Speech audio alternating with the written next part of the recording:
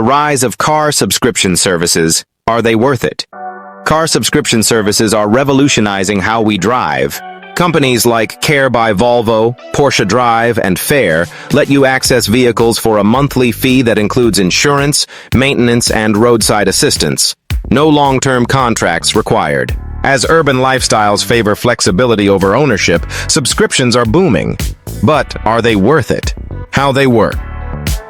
Unlike leases, subscriptions offer month-to-month access with easy swaps between models.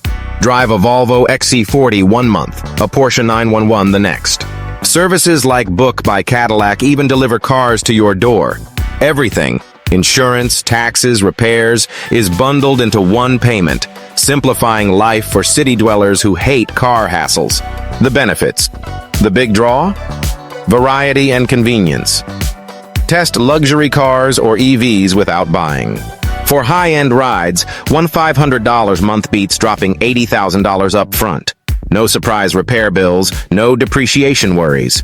Perfect for those who want summer convertibles and winter SUVs without multiple garages. The drawbacks. It's not all smooth driving. Fees range from $500 to $2,000 plus monthly, often pricier than owning a reliable used car. Mileage caps trigger extra charges, punishing commuters.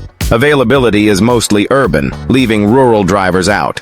Hidden fees for swaps or early exits can erode the flexibility promise. Are they worth it? It depends on you. Urbanites craving variety and zero-maintenance driving will love subscriptions. They're ideal for sampling EVs or luxury without commitment. But frequent drivers or budget-conscious folks may find traditional buying leasing cheaper long-term. Compare costs, read mileage fine print, and match it to your habits. As cars evolve, subscriptions carve a niche for convenience seekers, potentially the future of mobility.